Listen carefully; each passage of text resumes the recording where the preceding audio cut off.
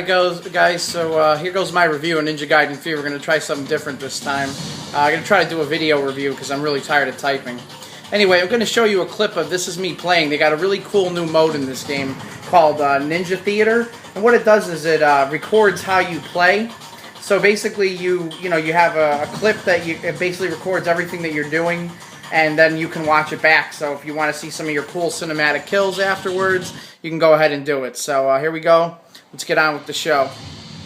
This is a really easy way for me to talk about the game. As you can see, the graphics are ridiculous. They're really, really good. Ryu's model is highly, highly detailed. The enemies look great. Environments are cool. I honestly don't understand how IGN gave this a 5 in graphics. A 5, guys. A 5.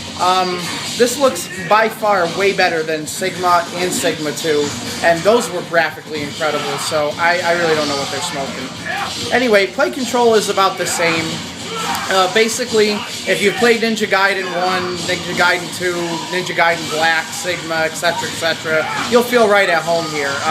The big complaint here is that the only weapon you get to use is the Dragon Sword, and unfortunately that is correct. Does it deter from the fun a little bit? Yeah, definitely I would like some new weapons, but for now, I gotta say, the Dragon Sword was the one you used the most anyway, and they really did a good job of making it feel like the badass weapon that it's supposed to be. As you can see, all the favorites are back, the Azuna drop. It's just a really, really cool game. You really feel like a badass. I think they really did a good job of conveying that. Yes, unfortunately, another complaint.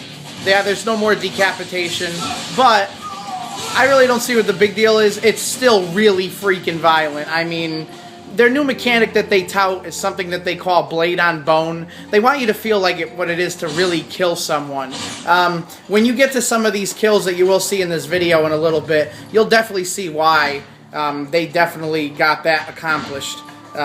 Basically, your blade will hit someone's bone. You'll have to rapidly tap a button to cut right through them. So essentially, they're giving you the power of what it is if you had a sword and you had to cut through somebody. Basically, that's what it would feel like. What else? The soundtrack is awesome.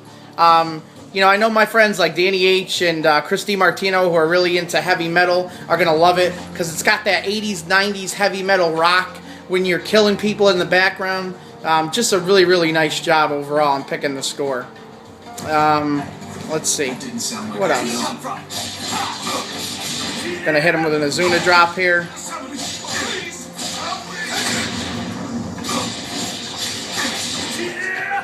Nicely done.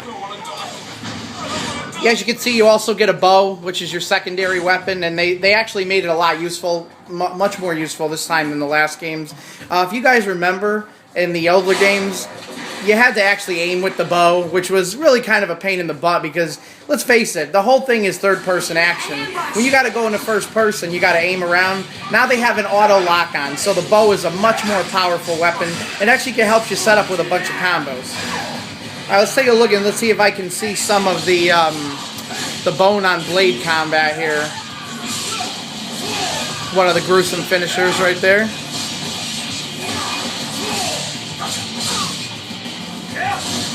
There you go. See how I had to hesitate? I had to tap the button there to get it through. And there's a lot of different variations of that. Very, very cool. Now, story-wise, it seems like the story this time is much, much better. Really, really enjoying it. Seems like Ryu has definitely been humanized, where he is this killing machine, but he does have a conscience and a soul this time around, and seems like a pretty good purpose. So again, I don't understand why they gave it a bad thing, but, oh yeah, enjoy this. This is your Ninpo art.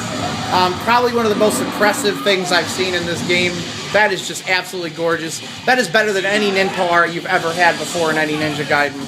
Only problem is there's only one Ninpo art, so you're going to see it a lot. Seems like the major complaint in IGN was the repetition. I got to say it is very repetitive. However, it is an adrenaline-based... I mean, if this doesn't get your blood pumping, I have no idea what will. Because the fights are fast, they're furious, they're quick, they're deadly, and they're really fun to play. Is this game like a masterpiece? Absolutely not. But it most certainly did not deserve the 3 that it got.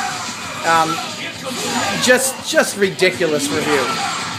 Anyway, Gonna let you watch some more of this great footage, and then I'm gonna give you a final score on what I think.